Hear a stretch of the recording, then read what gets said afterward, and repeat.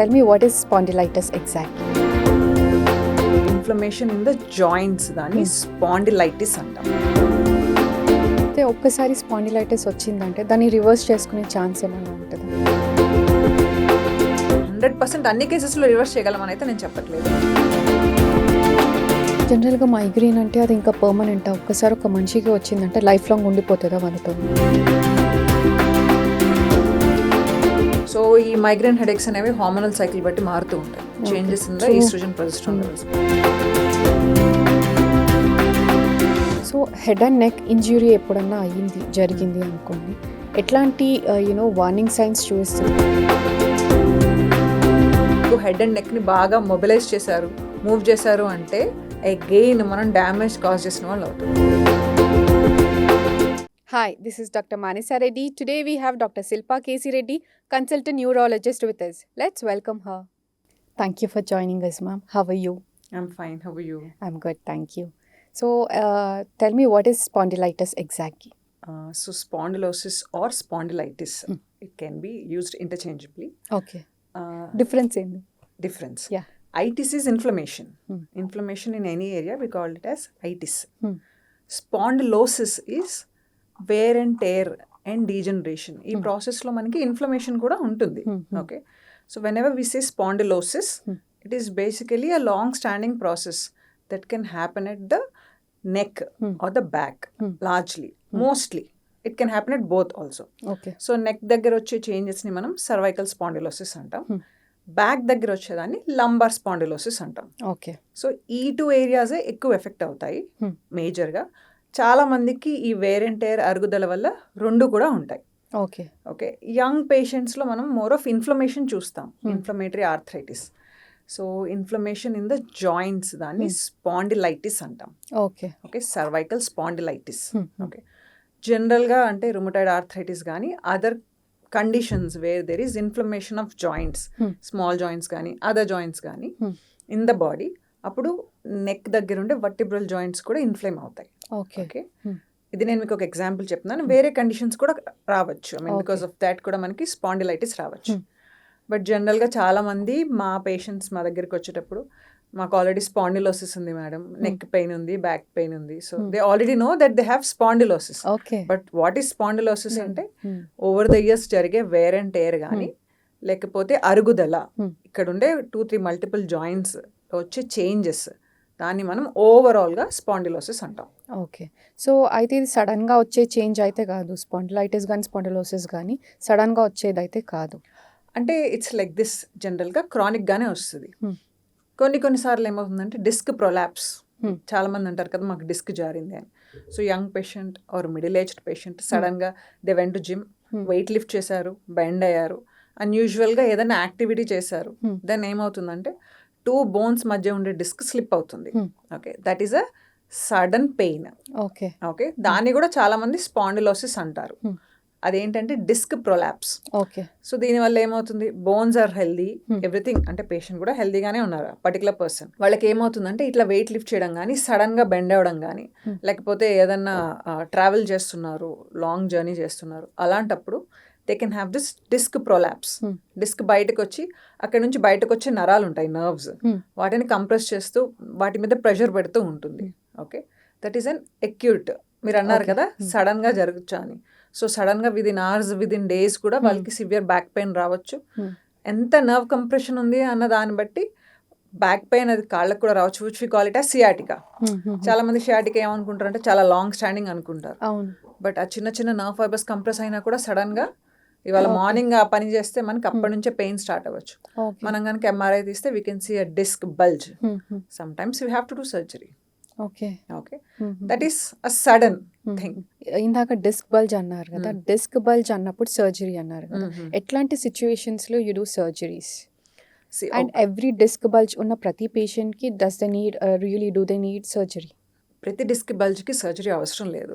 Most of the times మా దగ్గరికి patients వచ్చేటప్పుడు కూడా వాళ్ళు బయటే either they see some local practitioner or an RMP or some local doctor, okay, who's not a qualified person. బయట MRI చేయించుకుంటారు. ఎంఆర్ఐలో వాళ్ళు డీటెయిల్డ్గా రిపోర్ట్ రాస్తారు. ఆ రిపోర్ట్ పట్టుకుని వస్తారు, ఏంటంటే ఇక్కడ డిస్క్ ఉంది, ఇక్కడ డిస్క్ ఉంది, ఇక్కడ డిస్క్ ఉంది. సో ఆల్రెడీ దానికి సర్జరీ చేయించుకోవాలని వాళ్ళు ప్రిపేర్ అయిపోతారు. Okay. Like you asked every disc bulge need not be operated. ప్రతిదానికి మనం సర్జరీ చేయాల్సిన అవసరం లేదు. ఓకే. ఒకవేళ కనుక సడన్గా వచ్చింది, పెయిన్ బాగా సివియర్గా ఉంది, 1 లెవెల్ ఆర్ ప్రీవియస్గానే కొంచెం డిసీజ్ ఉంది, అంటే చిన్న చిన్న బల్జెస్ ఉన్నాయి, ప్రీవియస్గానే వాళ్ళకి బ్యాక్ పెయిన్ వస్తూ ఉంది, బట్ నౌ సడన్గా సివియర్ బ్యాక్ పెయిన్ వచ్చింది. దాంతోపాటు సెన్సరీ సిమ్టమ్స్ అంటే తిమ్మిర్లు పట్టినట్టు, సుదులతో పొడిచినట్టు, మండినట్టు ఉండడం, నంబ్నెస్, టింగ్లింగ్స్ అండ్ లేదా ఫుట్ వీక్నెస్. సడన్గా ఒక ఫుట్ వీక్నెస్ వచ్చింది అంటే ఇట్స్ బెటర్ టు ఆపరేట్. ఎందుకంటే ఒకసారి వీక్నెస్ వచ్చిన తర్వాత ఎంతో కొంత నర్వ్ డ్యామేజ్ అయినట్లే. ట్రూ. ఓకే. ఆఫ్టర్ దట్ ఇంకా వీక్నెస్ వర్స్ అవుతుంది, పేషెంట్కి వాకింగ్ డిఫికల్టీ వస్తుంది. So in all these conditions it's better to go for surgery. But again surgery or no surgery, first medical management చూసి ఫిజియోథెరపీ చేసి అప్పుడు decide చేస్తాం. Certain conditions patients who come with severe pain, చాలా severe pain ఉంటుంది, not manageable with medications, sensory complaints నేను చెప్పాను కదా తిమ్మిరి, and sudden onset of weakness because of the disc bulge, we have to operate. Okay. అప్పుడైతే ఖచ్చితంగా surgery చేయాలి. So అయితే ఇందాక అన్నారు కదా పెయిన్ తోటి వస్తుంటారు, సర్జరీ చేయాలి. అయితే ప్రతి ఇస్ ఇట్ సిమ్టమ్ అంటే పెయిన్ ఉంటేనే సర్జరీ అవసరం అంటారు. కొందరికి డ్యామేజ్ జరిగిపోయి ఉంటుంది. జనరల్గా ఎట్లా ఉంటాయంటే మనకి చాలా లేట్ స్టేజెస్లో బయటపడుతూ ఉంటాయి. కొందరికి పెయిన్ ఉంటుంది, కొందరికి ఉండకపోవచ్చు. It depends on organ to organ, ఎక్కడ లోకల్గా ఉందా ఎక్కడ ఉందా అని. అట్లాంటి పెయిన్ ఉంటేనే సర్జరీ చేస్తారా, లేకపోతే డ్యామేజ్ అయినా you will do surgery? Pain అయ్యే వరకు జనరల్గా రారు కదా. అవునవును, జనరల్గా పెయిన్ మేనేజ్మెంట్ మెడికేషన్స్తో అవుతుంది, అండ్ ఫిజియోథెరపీతో పేషెంట్ బాగానే ఉన్నారు అంటే ఓకే. ఓకే. అండ్ పేషెంట్కి పెయిన్ అంతగా లేదు, బట్ బాగా మల్టిపుల్ లెవెల్స్లో డిస్క్స్ ఉన్నాయి. Okay. And then we look at other conditions. ఒకటి పేషెంట్ ఏజ్, వేరే medical issues. And young patient will see how much, అంటే మల్టిపుల్ లెవెల్స్లో ఉందనుకోండి, జనరల్గా యంగ్ పేషెంట్స్లో అట్లా ఉండదు, అన్లెస్ అండ్ అంటిల్ వాళ్ళకి ఏదైనా ఎగ్జిస్టింగ్ కండిషన్ ఉండి where there is degeneration already. అంటే degeneration is a ageing process that happens with age. జనరల్గా 50, 55, 60, 65లో చూస్తాం. యంగ్ పేషెంట్స్లో వెరీ అన్లైక్లీ. సో బాగా డ్యామేజ్ అయిపోయి మా దగ్గరికి వచ్చారు అంటే వాళ్ళు జనరల్గా అబౌవ్ 50 ఉంటారు. ఓకే. ద లోయెస్ట్ పాసిబుల్ నేను చెప్తున్నా. సో అలాంటప్పుడు will look at other factors. ఒకటి, మేము సర్జరీ చేసిన తర్వాత ఫంక్షనల్ ఎబిలిటీ బాగానే ఉంటుందా, సర్జరీ చేయడం వల్ల మార్క్ డిఫరెన్స్ ఉంటుందా, otherwise subjecting the patient to surgery with no significant benefit is of no use. So వాళ్ళకి మేము చెప్తాం అనమాట, మీరు ఇలాంటి క్రిటికల్ కండిషన్లో ఉన్నారు when it comes to your spine. మీరు వంగడం, బరువులు ఎత్తడం, హెవీ యాక్టివిటీస్, ఎగ్జర్ట్ అవ్వడం, ట్రావెల్ చేయడం వంటివి చేయకుండా లో గ్రేడ్గా ఫిజియోథెరపీ చేసుకుంటూ మిమ్మల్ని మీరు మెయింటైన్ చేసుకోండి లోయెస్ట్ పాసిబుల్ మెడికేషన్ మీద అని చెప్పేసి. బట్ పెయిన్ అనేది ప్రిడామినెంట్ సిమ్టమ్ అయితే వాళ్ళు ఎంత టాలరేట్ చేయగలరో చూసి and then will decide on to surgery. And again కొన్నిసార్లు సర్జరీ చేసినప్పుడు బాగుంటుంది, సర్జరీ అయిన తర్వాత మళ్ళీ అదే రిపీట్ అవుతుంది if they are not taking care of their lifestyle, their food habits, okay, their activity and all of that. So కొంతమందికి second time కూడా సర్జరీ చేయాల్సి ఉంటుంది. సర్జరీ చేసినా కొంతమందికి పెయిన్ రిలీఫ్ ఉండదు. Oh my God, even after second time. Yeah. So ఇవన్నీ కూడా చూసుకుని, not surgery is not the 1 point solution where surgery చేసాం పేషెంట్ చాలా బాగున్నారు అట్లా కాదు. So only certain condition surgery will do good. కానీ కొన్నిసార్లు మేము పేషెంట్కి ఎక్స్ప్లెయిన్ చేస్తాం, ఇది మీరు సర్జరీ చేయించుకోవాలనుకుంటే చేయించుకోండి, బట్ చేయించినా అంత ఉపయోగం ఉండదు. Surgery is not some magic. ఎందుకంటే మీరు ఆల్రెడీ డ్యామేజ్ చేసుకుని మా దగ్గరికి వచ్చారు కాబట్టి this is how it is. And if they're okay then will go ahead. But again considering pros and cons, risk and benefit, then only will go ahead with surgery. Okay. అయితే ఇప్పుడు surgery అవసరం పడుతుంది, but ఇప్పుడు patient వచ్చి మీ దగ్గర if at all he is young or any male or female, మేము lifestyle modifications చేసుకుంటాము, కొద్ది రోజులు వెయిట్ చేద్దాం చూద్దాము అని అంటే then what is? See again weakness ఉందనుకోండి, పేషెంట్ మేము ఫస్ట్ చెప్తాం, వీక్నెస్ అంటే బాగా కంప్రెషన్ గట్టిగా ఉంది, ఓకే, వీక్నెస్ కూడా సెట్ ఇన్ అయింది, ఇది ఇంకా ఎక్కువ అయింది అనుకోండి. ఒకసారి వీక్నెస్ 100% వచ్చేస్తే, అంటే మనకి ఫుట్ ఇలా లెగుస్తుంది, ఇలా కిందకు వస్తుంది కదా, ఓకే, ఇట్లా ఎత్తలేకపోవడాన్ని ఫుట్ డ్రాప్ అంటాం. ఫుట్ ఇలా డ్రాప్ అయిపోయింది అనుకోండి, మీరు తర్వాత మీరు కొన్ని రోజులు మెడిసిన్స్ వాడి and then you come to us, by then మీకు ఫుట్ డ్రాప్ కంప్లీట్గా వచ్చేసిందంటే సర్జరీ చేసిన తర్వాత కూడా అదేం పెద్ద రికవర్ అవ్వదు. బికాజ్ యు ఆర్ యంగ్, మీకు ఫిజియోథెరపీ చేస్తాము, you can give other alternate treatments, there can be partial recovery 20%, 30, 40, 50. Again it is variable depending upon patient obese ఉన్నారా, లేకపోతే లైఫ్ స్టైల్ ఎలాంటిది, ఇవన్నీ చూసుకుని. సో అంత వీక్నెస్ వచ్చేసిన తర్వాత అప్పుడు వచ్చి సర్జరీ చేయమంటే మేము ఫస్టే చెప్తాం, న్యూరోసర్జన్ విల్ సే ఇప్పుడు సర్జరీ చేసినా సరే ఇది మళ్ళీ it will not be normal like that. But again surgery చేస్తాం because you're having pain and other complaints also. So first time వచ్చినప్పుడే చెప్తాం ఈ వీక్నెస్ అనేది ఫర్దర్గా సెట్ ఇన్ అయిపోయి పర్మనెంట్ అయిపోతే సర్జరీ చేసిన తర్వాత కూడా మీకు 100% రిజల్ట్ ఉండదు. So decide early rather than medical management అని చెప్పి don't waste weeks and weeks. Okay. So జనరల్గా ఇప్పుడు ఈ స్పాండిలైటిస్ని మనం ప్రివెంట్ చేసే ఛాన్స్ ఏమైనా ఉందంటారు? It can happen because of various reasons. నేను ఇందాక చెప్పినట్టు మనకి వర్టిబ్రల్ కాలం, దాని లోపల స్పైనల్ కార్డ్, వెన్నుపూస, వెన్నుముక ఉంటుంది. వెన్నుముక ఈజ్ అ బోనీ స్ట్రక్చర్, దాంట్లో జాయింట్స్ ఉంటాయి. ఆ జాయింట్స్ అరగడం వల్ల ఓకే డీజనరేషన్ వల్ల ఈ స్పాండిలోసిస్, ఈ పెయిన్ కానీ తిమ్మిరి కానీ ఆగేదాకా వీక్నెస్ కానీ ఎక్స్పీరియన్స్ చేస్తారు. సో ప్రివెన్షన్ అంటే again taking care of our health. Okay, largely సెడెంటరీగా ఉన్నా సరే మళ్ళీ ప్రాబ్లమే. అండ్ ఎక్కువ వేర్ అండ్ టేర్ ఉండే యాక్టివిటీస్ చేసినా కూడా, ఇప్పుడు చాలా మంది ట్రెడిషనల్ హౌస్ వైఫ్స్, హోమ్ మేకర్స్ ఏంటంటే వాట్ ఎవర్ వాళ్ళ ఇంట్లో చేసేవన్నీ కూడా వేర్ అండ్ టేరే కాజ్ చేస్తాయి. As long as the women is having her periods they will have some amount of bone strength because hormones ఉంటాయి. ఒకసారి పీరియడ్స్ ఆగిపోతాయి మెనోపాజ్ తర్వాత 45-50కి హార్మోన్స్ అన్ని తగ్గిపోతాయి, బోన్స్ అన్ని వీక్ అయిపోతాయి.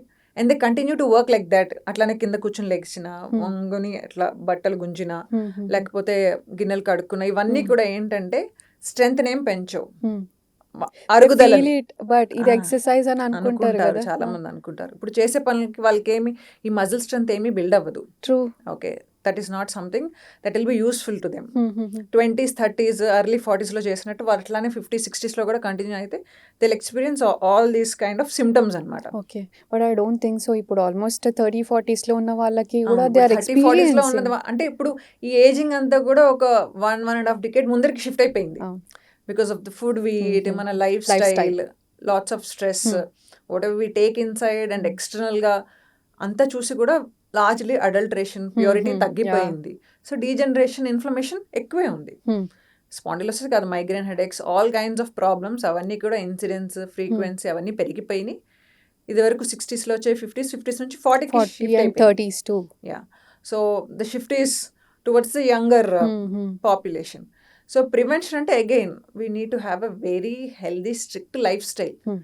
అందరూ వాకింగ్ చేస్తే సరిపోతుంది అనుకుంటారు. ట్రూ, ఇప్పుడు కొంచెం బెటర్ అయినరు. వాకింగ్తో పాటు ఖచ్చితంగా మనం ఎంతో కొంత స్ట్రెంగ్త్ ట్రైనింగ్, రెసిస్టెంట్ ట్రైనింగ్ చేసుకోవాలి.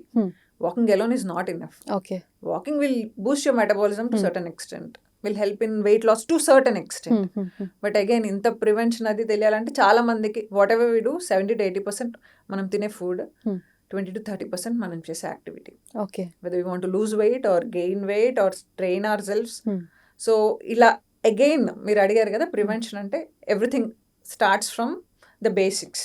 How we take care of ourselves, how sedentary we are. Okay, people who are like software professionals వాళ్ళందరికీ అదే చెప్తాం, మీరు ఎర్గోనామిక్ స్ట్రెచెస్ అని చేయండి, కంటిన్యూస్గా అట్లానే కూర్చోకండి. Apart from walking you have to do gym or yoga or something, whatever it is. అట్లా చేస్తేనే as long as we do will be fine. Once we stop will can experience the symptoms. Sedentary అంటే మేమేం కూర్చోట్లేదు కదా అనేసి జనరల్గా ఈ awareness లేదనమాట. ఇంట్లో పనులు అన్నీ చేసేస్తారు. ఆ ఇంట్లో పని that doesn't build your muscles or strengthening, ఇదంతా అవ్వదు. సో యూనో బెనిఫిట్ కంటే ఎక్కువ డ్యామేజ్ చేస్తూ ఉంటారు చాలా మంది. మీ దగ్గరకు వచ్చే పేషెంట్స్ అట్లా ఉంటారా? అవును, చాలా మంది, ఎక్స్పెషల్లీ విమెన్ చాలా అలా ఉంటారు. అండ్ ఇదివరకు చేసినట్టు చేయలేకపోతున్నాము అంటారు. So it is been glorified చాలా సార్లు, అంటే brainwashed, glorified, borrowed ideas. Still it's happening. Yeah, still it's even in my home also. Parents కి కానీ, రిలేటివ్స్ కానీ, ఇన్నమోస్ట్ సర్కిల్ కానీ అదే చెప్తాను. అంటే మీరు first take time for your self. Me diet మీరు తినండి, మీ యాక్టివిటీకి మీరు టైం తీసుకోండి. Not after everyone finishes, after you attend everyone and then you attend yourself, అట్లా అవ్వదు అని చెప్పి. Put yourself first. విమెన్ మా దగ్గరికి వచ్చేటప్పటికి చాలా సార్లు వాళ్ళకి బాగా నీ డీజనరేషన్, ఆస్టియోఆర్థరైటిస్, నీస్ వచ్చేస్తుంది, సర్వైకల్ లంబార్ స్పాండిలోసిస్ వచ్చేస్తుంది, they will have small joint pains. And by the time they come to us, వాళ్ళు బయట కూడా steroids, powerful painkillers, all kinds of treatment తీసుకుని వస్తారు. మేము ఇవన్నీ చెప్తే వాళ్ళకి మా దగ్గరికి వచ్చారా, మేము ఏదైనా మెడిసిన్ రాసామా, తగ్గిపోయింది వాళ్ళకి అంతవరకు. వాళ్ళకి కావాల్సింది అదే. అదే if without you say surgery. మీరు ఇలా చేశారు, మీరు అలా చేస్తారు, మీరు ప్రోటీన్ తినండి, మీరు ఎక్సర్సైజ్ చేయండి అంటే మళ్ళీ మా దగ్గరికి రారు. True, they true. Want some medication. ఆ మందు వేసుకున్నానా, నేను బాగున్నానా, సో వాళ్ళకి అదే కావాలి. Yeah. సో ఉమెన్కి ఫస్ట్ నుంచే, I mean early They have teens that. నుంచి they should know how to take care of them self. When it comes to men అంటే they are bit better than women, but again they are more prone to addictions నేను చూసినంత వరకు. అవును. So people who consume alcohol, Alcohol, smoke, again degeneration, inflammation, it will progress It's ర్యాపిడ్గా. not only on lungs or liver, kidneys మీదనే కాదు, even on neurological disorders also. ఎందుకంటే smoking per se Hmm. That can affect your blood vessels. So any compromised blood supply to anywhere in the body inflammation cause చేస్తుంది, degeneration కూడా పెరుగుతుంది. So it will accelerate the ageing process. So cancer risk, heart attack, brain stroke risk కాకుండా ఈ risk కూడా చాలా ఎక్కువే ఉంటుంది. అయితే ఒక్కసారి స్పాండిలైటిస్ వచ్చిందంటే దాన్ని రివర్స్ చేసుకునే ఛాన్స్ ఏమన్నా ఉంటుందా? అగైన్ ఇట్ డిపెండ్స్ మీరు ఏ స్టేజ్లో వచ్చారు అన్న దాన్ని బట్టి. Okay. ఓకే, మీకు ఫస్ట్ నుంచి అంటే కొంతమంది ఉంటారు women who stitch a lot, ఇంట్లో టైలరింగ్ పని చేస్తుంటారు, వాళ్ళు అట్లా వంగి కాల్తో మాన్యువల్గా Tailors, చేస్తారు. dentist affect more. Yeah, so certain posters అవి ఓవర్ ఇయర్స్ వాళ్ళు చేస్తూ ఉంటారు కదా. సో వాళ్ళకి వేర్ అండ్ టేర్, ఈ డీజనరేషన్ అనేది ఎక్కువే ఉంటుంది. So by the time they అంటే వాళ్ళేంటి చిన్న పెయిన్ కదా అని చెప్పి they continue to do it. అంటే వంగి చేస్తున్నా కదా, ఇట్స్ ఓకే, నార్మలే కదా, తగ్గిపోతుంది. Yeah, so again we can reverse 100%. అన్ని కేసెస్లో రివర్స్ చేయగలమని అయితే నేను చెప్పట్లేదు. Okay. But again if the patient comes to us relatively young or middle aged patient and మాకు ఎంఆర్ఐలో అంత చేంజెస్ లేవు అనుకోండి, you can still reverse to certain extents. You cannot go back to your previous healthy self, but అంటే zero or lowest possible medication తోటి, lifestyle changes తోటి కొంతవరకు చేయొచ్చు. డయాబెటీస్ ఉంది, ఒబీస్ ఉన్నారు బాగా, ఓకే, థైరాయిడ్ ఇష్యూస్ ఉన్నాయి, ప్రీవియస్గా ఏమైనా సర్జరీస్ అని ఇట్లా ఉన్నాయి అనుకోండి, అలాంటప్పుడు ప్రాసెస్ రివర్స్ మనం చేయలేం. ఇట్ ఈజ్ అగైన్ డిఫికల్ట్, అదొక విషయస్ సర్కిల్. వాళ్ళు వెయిట్ తగ్గితే కానీ డీజనరేషన్ తగ్గదు, వెయిట్ ఉన్నప్పుడు వాళ్ళు వాకింగ్ అండ్ అదర్ యాక్టివిటీస్ చేయలేరు. సో ఆ స్టేజ్ వరకు వెళ్ళామనుకోండి, we cannot reverse. Okay. Okay, somewhere in the middle we can go back to certain extent again. So స్పాండిలైటిస్కి is there any permanent cure? జనరల్గా like మీ దగ్గరకు వచ్చిన వాళ్ళకి ఎట్లాగో డౌట్ ఉంటుంది కదా, సర్జరీ పర్మనెంట్ క్యూరా అంటే యాజ్ యూ సెడ్ నో. అది కాకుండా ఇంకేమైనా పర్మనెంట్ క్యూర్ ఏమన్నా ఉందా? క్యూర్ అని అయితే 100% అయితే దేనికి ఉండదు. Like I said, there can be certain scenarios. Patient సడన్గా వెయిట్ లిఫ్ట్ చేశారు, డిస్క్ ప్రొలాప్స్ అయింది, సర్జరీ చేసాము, తగ్గిపోయింది, పేషెంట్ హ్యాపీ, అది you can say cure. Okay. But there is nothing like cure. ఒకసారి డీజనరేషన్ అయింది, అరిగిపోయింది, మనం వెనక్కి తీసుకురాలేం. జనరల్లీ 2-3 లెవెల్స్లో డిస్క్ బల్జెస్ అయినాయి, అవైతే వెనక్కి వెళ్ళవు. అండ్ చిన్న చిన్న డిస్క్ బల్జెస్కి మనం సర్జరీ కూడా చెయ్యం. Okay. Okay, we can treat. So degeneration as you said ఒక స్టేజ్లో వచ్చారు, ఒక స్టేజ్లో వచ్చినప్పుడు అది ప్రోగ్రెస్ కాకుండా ఏం చెయ్యొచ్చు? Again they came to us with certain changes. Progress కాకూడదంటే ఫస్ట్ మేము మెడిసిన్స్ ఇస్తాం. దర్ ఆర్ సర్టన్ మెడికేషన్స్, ఎందుకంటే medicines have to be taken. ఈ పెయిన్ అనేది క్రానిక్గా ఉండిపోయింది అనుకోండి, మజిల్ స్పాజంలోకి వెళ్ళిపోతుంది, ఆ స్పాజం వల్ల పెయిన్ ఇంకా వర్స్ అవుతుంది. So first pain relief goal. Pain రిలీఫ్కి మెడికేషన్స్ ఇస్తాం, నర్వ్ కంప్రెషన్ వల్ల వచ్చే సిమ్టమ్స్కి మెడికేషన్స్ ఇస్తాం. కొంచెం అవన్నీ తగ్గుతున్నప్పుడు కొన్నిసార్లు బాగా పెయిన్ ఉన్నప్పుడు డైరెక్ట్గా ఫిజియోథెరపీ లేదా ఎక్సర్సైజెస్ చేయించామనుకోండి, పెయిన్ వర్స్ అయిపోతుంది కొంతమందికి, అందరికీ అని చెప్పను. సో కొంచెం పెయిన్ తగ్గిన తర్వాత we'll start a physiotherapy rehab kind of thing.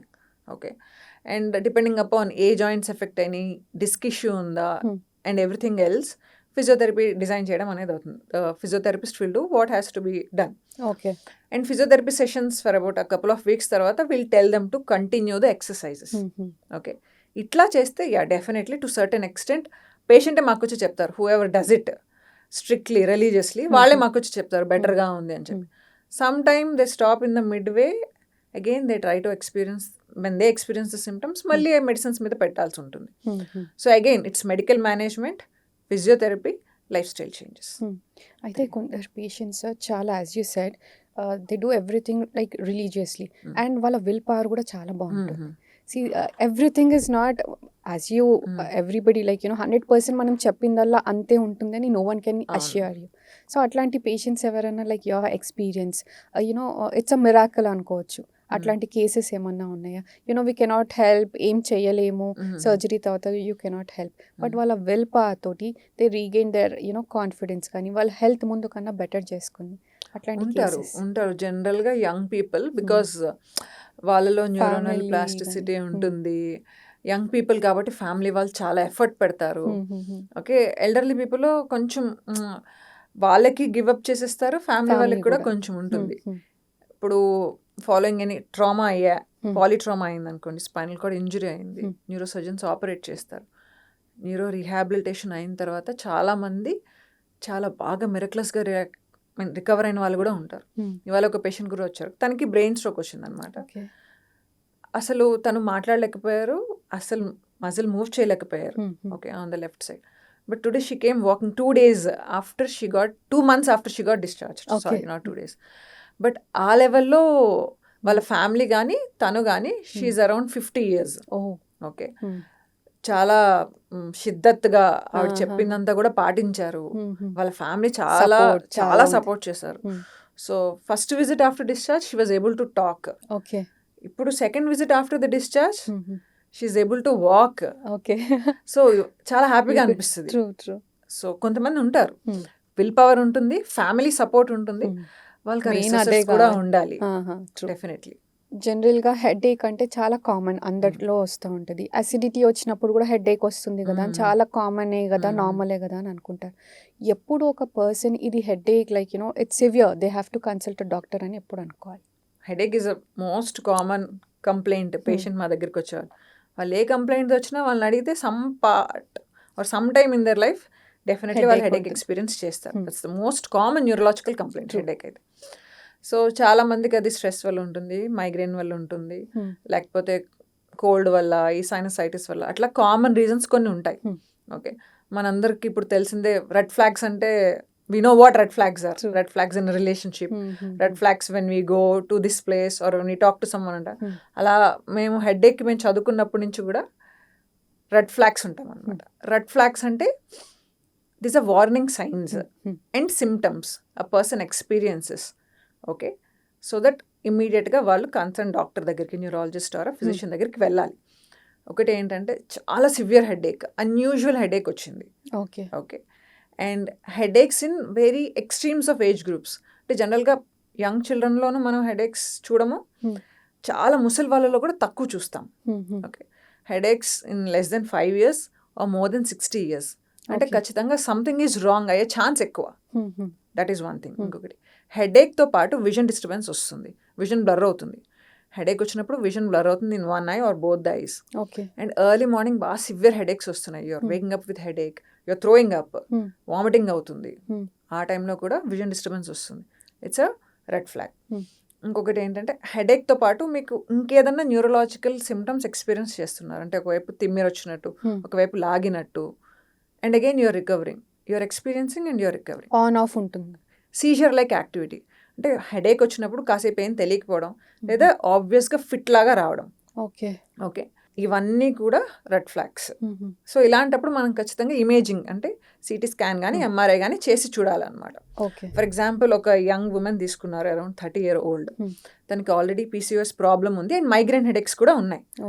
So PCOD ప్రాబ్లమ్కి hormonal pills అవి ఏమైనా ప్రిస్క్రైబ్ చేసినప్పుడు ఈ టాబ్లెట్స్ తీసుకుంటే కొన్నిసార్లు బ్రెయిన్లో ఉన్న బ్లడ్ వెజల్స్లో బ్లాక్స్, క్లాట్స్ ఫామ్ అయ్యే ఛాన్స్ ఉంటుంది. So that particular women can come to us saying నా హెడ్ ఏక్ ఇదివరకులో కాకుండా ఇంకా విపరీతంగా ఉంది, apart from headache I'm throwing up, నాకు విజన్ కూడా బ్లర్ అవుతుంది, ఒక సైడే బాగా సివియర్గా వస్తుంది, కొంచెం ప్యాటర్న్ డిఫరెంట్గా ఉంది. And then we ask her there is a history of OC pills or hormonal pills she took for PCOD problem, and we take an MRI, there is a blood clot, we recognize and we treat it, that's 100% treatable. So in a normal person who is experiencing either stress headache or a tension type headache or a migraine headache, they can also experience these red flag signs and symptoms.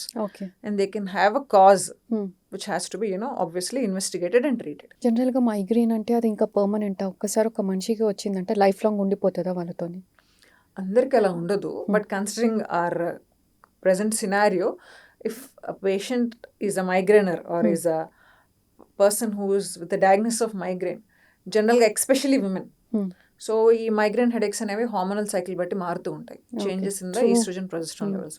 So as long as they have these menstrual cycles ఎంతో కొంత వాళ్ళకి ఇబ్బంది ఉంటుంది. కొంచెం 45-50 తర్వాత migraine incidence తగ్గుతుంది. And కొంతమందిలో 50-55 తర్వాత సెకండ్ పీక్ కూడా వస్తుంది. బట్ ఒకసారి మైగ్రేన్ వస్తే లైఫ్ లాంగ్ ఉంటుంది అట్లా కాదు.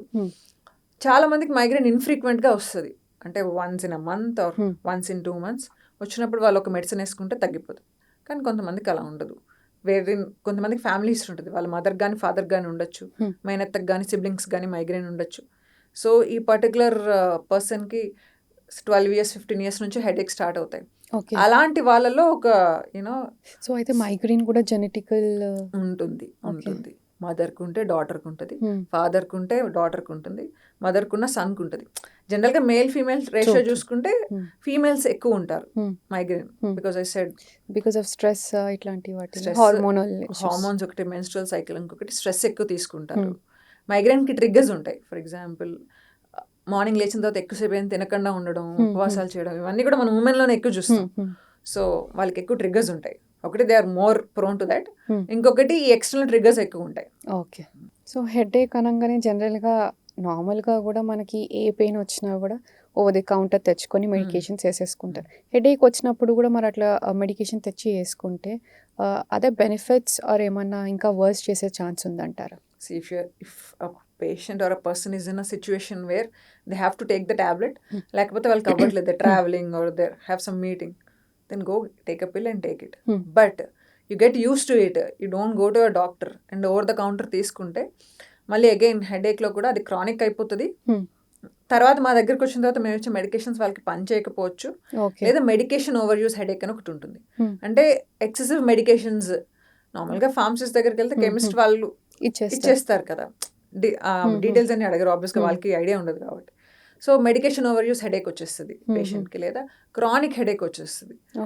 So if you are experiencing frequent headaches in ఒక 2 months చూడండి, లేకపోతే ఒక 4 weeks చూడండి, మీకు ఫ్రీక్వెంట్గా ఇట్లా వస్తున్నాయంటే better to consult a doctor rather than over the counter తీసుకోవడం వల్ల దట్ విల్ హ్యావ్, అంటే ఒకటి రెసిస్టెన్స్ రావడమే కాదు, ఇంకొకటి గ్యాస్ట్రిక్ సైడ్ ఎఫెక్ట్స్ చాలా సివియర్గా ఉంటాయి.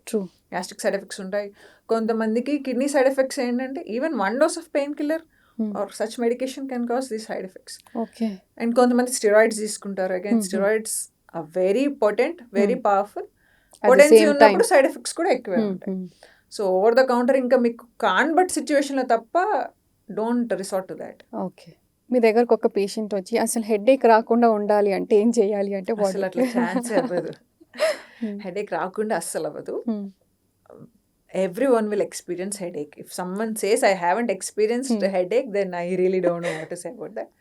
But a patient who is already a known case of migraine, లేకపోతే a known case of tension type headache or other primary headaches, అప్పుడు that particular patients will come to us అంటే headache చాలా విపరీతంగా వస్తుంది madam, ఏం చేయాలి అంటే, because we are physicians will prescribe pills. First అయితే మేము మెడిసిన్స్ ఇస్తాం సిమ్టమాటిక్ రిలీఫ్ కోసం. Okay, and then will explain the triggers.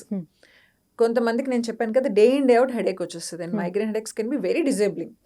Not just headache, they have whole battery of other symptoms to the experience. Nausea ఉంటుంది, light sensitivity, sound sensitivity, okay, dark రూమ్లో పడుకోవాలనిపిస్తుంది, చిన్న noise కూడా వాళ్ళకి headache trigger అయిపోతుంది, vision కూడా blur అవుతుంది, కొంతమందికి ఫ్లాషెస్ ఆఫ్ లైట్ కనిపిస్తాయి, ఓకే, మూడ్ డిస్టర్బెన్సెస్ వస్తాయి, ఇరిటబిలిటీ వస్తుంది, ఇట్లా చాలా వస్తాయి. మొత్తం ఈ స్పెక్ట్రమ్ అంతా ఎవరైతే డే ఇన్ డే అవుట్ బాగా ఎక్స్పీరియన్స్ చేస్తారో ఇమాజిన్ వాళ్ళ క్వాలిటీ ఆఫ్ లైఫ్ చాలా తగ్గిపోతుంది. అవును. సో అలాంటప్పుడు వాళ్ళు హెడేక్ ఉన్నా లేకపోయినా will put them on a prophylactic medicine అనమాట. That has to be taken every day for about 3 months or 6 months. So ఇలా తీసుకోవడం వల్ల ఏమవుతుందంటే హెడేక్ ఇంటెన్సిటీ, డ్యూరేషన్, ఫ్రీక్వెన్సీ బాగా సిగ్నిఫికెంట్గా తగ్గుతుంది. తగ్గిన తర్వాత మేము స్లోగా మెడికేషన్ తగ్గించడానికి ట్రై చేస్తాం. This is how the patient is. Plus the patient should know specific triggers. అంటే కొంతమంది ఇప్పుడు నార్మల్గా people start a diet to lose weight or to build muscle. So ఈ ప్రాసెస్లో ఏం చేస్తారు, నాన్ వెజ్ ఎక్కువ కన్జ్యూమ్ చేసినా లేకపోతే డైరీ ఎక్కువ తీసుకున్నా, మొన్న ఒక కపుల్ వచ్చారన్నమాట, వాళ్ళిద్దరికి హెడేక్స్ వస్తున్నాయి. So they started this diet wherein they are taking a lot of dairy, cream cheese అవన్నీ ఉన్న స్ప్రెడ్స్ అవన్నీ తీసుకుంటున్నారు. Oh. So that is triggering a lot of headache for them. Mhm. So వాళ్ళకి అర్థం కాలేదు ఎందుకు సడన్గా వస్తుందని చెప్పి. ప్రీవియస్గా వాళ్ళకి ఇన్ఫ్రీక్వెంట్గా వచ్చేది, వైఫ్కి హస్బెండ్కి అసలు వచ్చేది కాదు. ఇప్పుడు ఇద్దరికి ఆ పర్టికులర్ ఫుడ్స్ డైలీ తీసుకోవడం వల్ల హెడేక్ వస్తుంది. So Okay. Dairy and dairy products are very potent triggers. Mhm. కొంతమందికి కాఫీ స్మెల్కి హెడేక్ వచ్చేస్తుంది, కొంతమందికి కాఫీ తాగితేనే హెడేక్ తగ్గుతుంది. తగ్గుతుంది. బై మిస్టేక్ ఒక రోజు కాఫీ మిస్ అయ్యారు అనుకోండి, They get headache. Get Yeah. Headache. అట్లాగా కొంతమందికి స్వీట్ తిన్న వెంటనే హెడేక్ వచ్చేస్తుంది, పర్ఫ్యూమ్ స్మెల్కి హెడేక్ వచ్చేస్తుంది, Mhm. క్లోజ్డ్ స్పేసెస్కి వచ్చేస్తుంది, సిటీ బస్సులో ట్రావెల్ చేసినా వచ్చేస్తుంది. Mhm. సో ఇవన్నీ అవాయిడ్ చేయలేము కదా ట్రిగ్గర్స్. కొన్ని ట్రిగ్గర్స్ అవాయిడ్ చేయలేము, బ్రైట్ సన్, ఓకే, హెయిర్ వాష్కి హెడేక్ వస్తుంది. Mhm. అట్లా we tell them certain triggers. కొన్ని స్పెసిఫిక్ ట్రిగ్గర్స్ ఉంటాయి అనమాట. మీకు ఏమైనా పర్టికులర్ ఫుడ్స్కి వస్తున్నాయంటే మీరు కొంచెం అబ్జర్వ్ చేసి ఏదైతే ట్రిగ్గర్ తీయగలమో ఆ ట్రిగ్గర్ తీసేయండి, is what we say, Okay. Apart from medications. Mhm. So ఇట్లా చేస్తే they can prevent to certain extent. They cannot prevent అంటే జీరో అయితే చేసేలేరు. Mhm. To certain extent they can prevent so that they can have a better quality of life. Okay. ఇప్పుడు migraine చిన్న పిల్లల్లో okay below 5 అంటే they can not even explain, అది వేరే. But చదువుకునే పిల్లల్లో కూడా వస్తూ ఉంటుంది కదా. దేర్ క్వాలిటీ ఆఫ్ లైఫ్ సంగతి పక్కన పెడితే they cannot focus on studies, education అంతా దెబ్బతింటుంది. అట్లాంటి వాళ్ళకి ఎట్లా ఉంటుంది ట్రీట్మెంట్? పీడియాట్రిక్ మైగ్రేన్ కూడా కొంచెం ఛాలెంజింగ్ గానే ఉంటుంది, ఎందుకంటే జనరల్గా 8th 9th 10th కిడ్స్లో స్టార్ట్ అవుతుంది ఇది.